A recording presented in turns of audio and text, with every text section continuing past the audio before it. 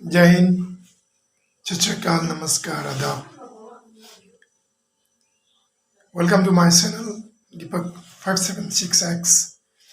Channel की ओर से आप सबको स्वागत। और माय डियर फ्रेंड्स, मैं आज बहुत दिन के बाद, बहुत महीने के बाद फर्स्ट टाइम ये वीडियो देने जा रहा हूँ। और बहुत लंबे समय के बाद वीडियो देने के लिए मैं आप सबसे दिल से माफ़ी चाहता हूँ। और वीडियो देने का कारण भी आप सब जानते हैं, क्योंकि हमारी ज़िंदगी में हमारे लिए बहुत ज़्यादा पाबंदियाँ और रिस्ट्रिक्शन तो ठीक है, मगर समय की जो कमी है, इस कमी भी हमारे लिए एक वीडियो लेट से देने का कारण है। और दूसरी बात तो आज जब से ये नया साल आया है, तो नया साल में एक्चुअली मैं आप सबको मैं स्वागत तो नहीं कर पाया, नया साल की मुबारक भी नहीं दे पाया। और मेरे दोस्त कोई सोच रहे होंगे कि नया साल का एक छोटा सा इमोजी तक भी नहीं दिया मैंने नया साल के लिए, हैप्पी न्यू ईयर तक भी नहीं लिख पाया, क्योंकि मेरा एक्चुअली लोकेशन की जो हालातें हैं, मैं जहाँ रहता हूँ वहाँ एक्चुअली मेरा हालात ही कुछ इस प्रकार के थे, जहाँ मैं कोई मोबाइल फ़ोन से या नेटवर्क से मैं काफ़ी दूर में थे। और उसी के साथ साथ 2023 एक्चुअली मेरे लिए वाकई में बहुत ही दर्द भरी और दुख की एक तूफान सा मेरी ज़िंदगी में ला लिया है, जिस वजह से मुझे इस चीज़ों के बारे में एक्चुअली बोलना भी बिल्कुल अच्छा नहीं लग रहा है। मैं बहुत ही ज़्यादा दुखी हूँ, क्योंकि 2023 शुरुआत से ही 3 जनवरी 2023 को मैंने मेरी सबसे श्रद्धा और सबसे प्यारे मैं अपनी पिताजी को मैंने खोना पड़ा। और ये एक सदमा और ये एक मतलब जो दुख मेरे मन में बहुत ज़्यादा ही सूखता रहेगा पूरी ज़िंदगी, क्योंकि पिताजी को जब अचानक से 2 जनवरी 2023 को जब अचानक से रात को 2 जनवरी रात को पिताजी को कुछ तबीयत बिगाड़ने लगता है, और सुबह तक इतना ज़्यादा बिगड़ जाता है पिताजी का तबीयत, और किसी को पता भी नहीं लगा मेरे घर में, क्योंकि पिताजी अलग रूम में रहते थे, माँ अलग रूम में, और घर में मेरे 2 ही पिताजी और माँ ही रहते हैं सिर्फ। तो माँ को भी नहीं पता लगते हैं, तो जिस वजह से पिताजी को रात को पता नहीं लगा क्या हुआ था पिताजी का। तो माँ जब सुबह उठ के देखते हैं तो पिताजी का रूम जाते हैं, पिताजी को उठाने लगते हैं, क्योंकि माँ पिताजी हमेशा सुबह उठते ही पूजा करते हैं, माँ पिताजी साथ में। और उस दिन जब माँ के पास मंदिर में नहीं पहुँचे पिताजी, तो पिताजी के पास जब माँ जाती है, देखती है कि पिताजी का तबीयत बहुत ज़्यादा खराब थी। तो तब जल्दबाजी में अड़ोस पड़ोस को खबर करती है मेरी माँ। तब तक आती है, आने के बाद जब देखते हैं पिताजी का तबीयत बहुत ही ज़्यादा सीरियस है, और मेरी बड़ा भाई जो दोनों थोड़ा गांव से दूर दूर रहते हैं, तो दोनों को पता लगता है, दोनों भी तत्काल पहुंचते हैं। और तत्काल पहुंचने के साथ साथ मेरी मिसेस मेरी किसी एक दोस्त को फ़ोन करते हैं, बताते हैं कि इस प्रकार का हालत है घर में। और साथ ही साथ मेरा दोस्त मुझे हेडक्वार्टर मेरा इन्फॉर्म करते हैं, क्योंकि वहाँ पर नेटवर्क की सुविधा नहीं है या डायरेक्ट फ़ोन करने का सुविधा नहीं है, तो इस वजह से वो हेडक्वार्टर इन्फॉर्म करते हैं। और हेडक्वार्टर के थ्रू मुझे पता लगता है अपने कंट्रोल रूम से कि मेरे घर में कुछ हालतें ठीक नहीं है। तो तुरंत मुझे एसटीडी प्रोवाइड करते हैं, और एसटीडी से मैं घर में बात करता हूँ, और मुझे तब पता लगता है कि क्लियरली एक्चुअली मेरा घर में हुआ क्या है। तो मेरी मिसेस बोलती है कि पिताजी का तबीयत बहुत ख़राब है।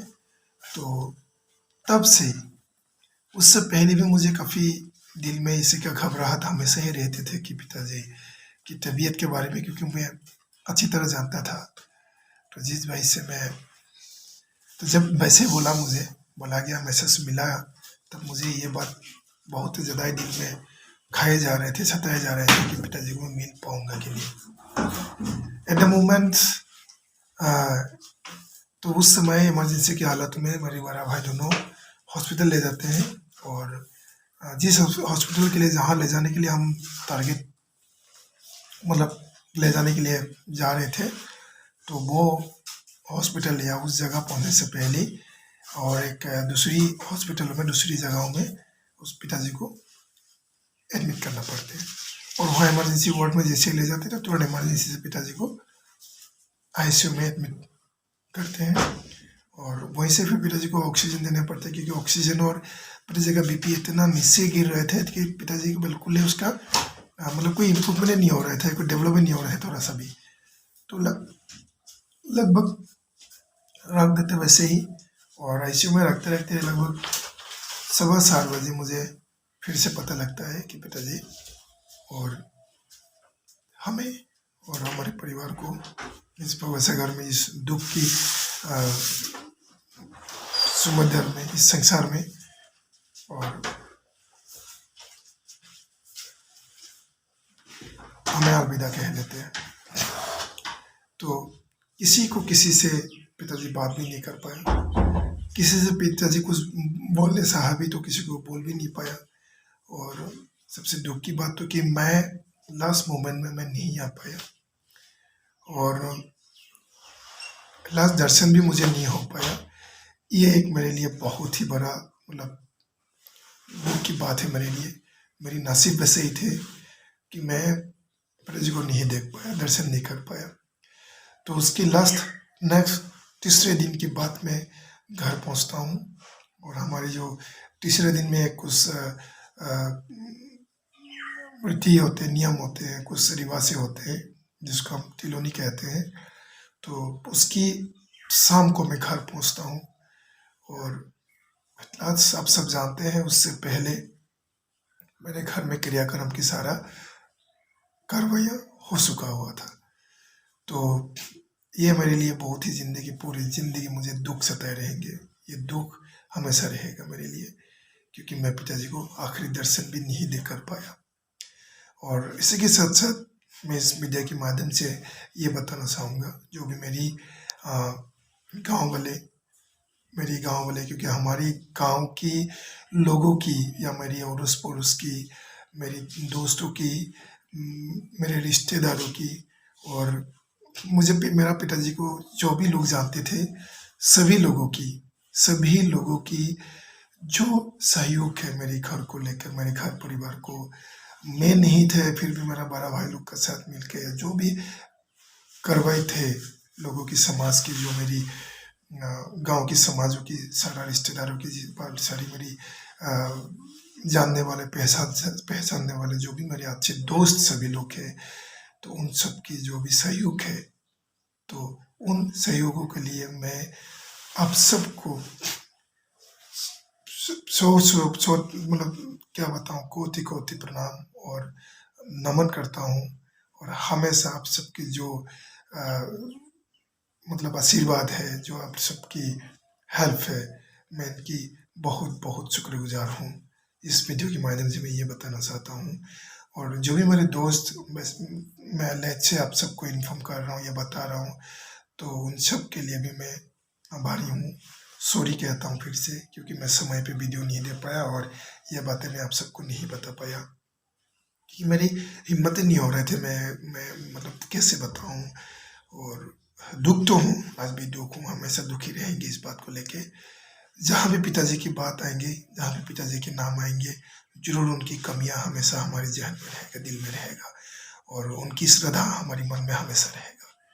तो और दूसरी बात तो कि मैं इसलिए प्रार्थना करता हूँ भगवान से, उन ऊपर वालों से, कि मेरे जैसे जो बदकिस्मत, कि मैं पिताजी की आखिरी सांसें के समय या दुख के समय पर भी आखिरी दर्शन नहीं कर पाए, ताकि और किसी बेटा या किसी बेटी का ऐसा हालत है या ऐसा समय किसी की ज़िंदगी में ना आए। तो इसके लिए भगवान से प्रार्थना करूँगा मेरे सभी दोस्तों को। और इस वीडियो को देने का मकसद यही था। और आप सब सोच रहे होंगे क्यों एक वीडियो भी नहीं दिखा रहे, वीडियो नहीं दे रहा है या फोटो नहीं दे रहा। एक्चुअली मैं ये सब चीज़ें मैं खुद देख नहीं पा रहा हूँ। मैं खुद देखता हूँ तो मुझे बुरा लगता है। ये भी एक रीज़न है मैं वीडियो नहीं देने का या नहीं दिखाने का, मैं दिखाने नहीं चाह रहा हूँ क्योंकि जो हो गया सो हो गया। मैं पिताजी को वापस तो नहीं ला सकता हूँ, या अगर उस दिन अगर मैं साथ साथ पिताजी को पहुँच भी जाते फिर भी शायद मैं नहीं कुछ भी नहीं कर पाते। लेकिन फिर भी एक दिल में था, मन में था कि मैं लास्ट मोमेंट में था कि पिताजी को दर्शन कर सकूं, लेकिन नहीं हो पाया मेरे से। चलो हमारी मतलब प्रोविजन, हमारी काम, हमारी मतलब रिस्पॉन्सिबिलिटी ऐसा है जो कि हम कुछ कर रहा हूँ। चाहे जिस किसी के लिए भी हो, मैं नहीं नाम लूँगा किसके लिए क्या है, लेकिन जो भी अपनी भावनाओं को एक्चुअली काबू में करना सबके लिए बहुत ही बड़ा मुश्किल होता है। तो एक्चुअली मुझे भी बहुत ज़्यादा मुश्किल हो रहा था मेरे लिए भी कि ऐसा दिन कभी देखूंगा, तो मैं कभी सोचा नहीं था एक्चुअली। तो इसीलिए भी सबसे बड़ा बुरा लगता है। और उससे कुछ दिन पहले जब मैं पिताजी से बात कर मतलब किया था, तो पिताजी ज़्यादातर वक्त यही बोलते थे तुम कब आओगे बाबा, क्योंकि हमें प्यार से पिताजी बाबा बुलाते थे।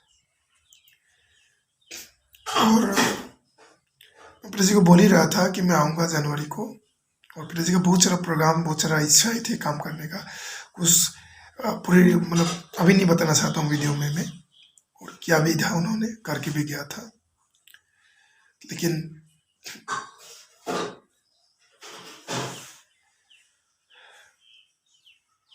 मैं एक ही बात बताना चाहूँगा कि पिताजी ने लास्ट आखिरी मोमेंट में काफ़ी दिनों से प्लानिंग करते करते बहुत बड़ा, क्योंकि आप सब जानते हैं हमारे जब नया साल, नया जब खेती मतलब नया धान, नया खेत क्लोज कटाई होने के बाद जो एक प्रोग्राम होते हैं, हमारे एक रिवाज होते हैं एक साथ खाना खाने का, नया चावल निकाल के मतलब उनकी उनसे भगवान को एक भोग लगाना और उसकी उत्सव करना, मनाना।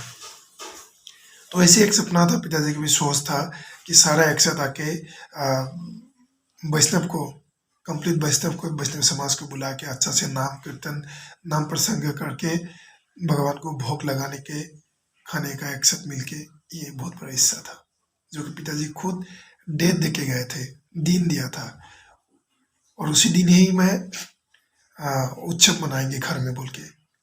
और जो हमारी पंजिका होता है पिताजी की, पंजिका देखते हैं, पंजिका से हमेशा दिन बार जो भी अपनी मुहूर्त देखते हैं पिताजी, तो वैसे ही उस पंजिका में भी डेट लिख के गया था जनवरी 20 तारीख को। ये बहुत बड़ा इत्तेफाक है मेरी ज़िंदगी के लिए जो भी है। तो भगत वैष्णव को भी पिताजी ने निमंत्रण भी किया था कि 20 तारीख जनवरी 20 तारीख 2023 को मेरा घर में बड़ा उत्सव होगा। और हमारे लिए इतना दुख की बात है, ये इत्तेफाक की बात है। और जिस दिन पिताजी ने भगत वैष्णव को लेके उत्सव करने का दिन लेके गया था, और उसी दिन आखिरी श्राद्ध पिताजी का हमने करना पड़ा। ये हमारे लिए बड़ा अजीब, पिताजी जैसे कि ऐसा लगता था कि पिताजी ने खुद डेट बना के गया था, दिन बना के गया था। तो सारा काम भी उसी दिन 20 तारीख को ही खत्म हो चुका था हमारा। आखिरी जो शर्त समाज के होते थे वो करके, उससे पहले हम जो भी हमारी भगत वैष्णव से या पंडित ब्राह्मणों से करना था वो सारा करने के बाद 20 तारीख को फिर आखिरी हम खत्म किया हूँ।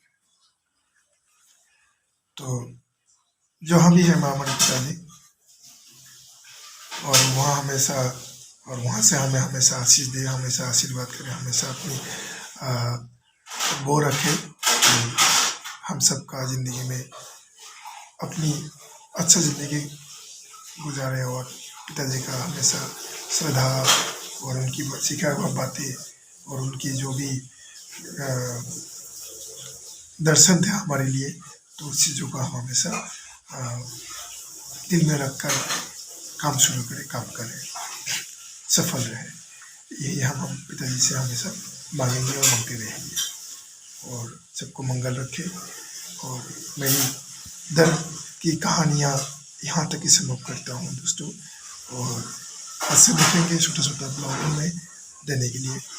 और इसी के साथ आप सबसे अलविदा के बाय बाय लेते हैं। और ध्यान रहे, सभी कुशल रहे, सुख रहे, सुखी रहे, हंसते रहिए और मुस्कुराते रहिए।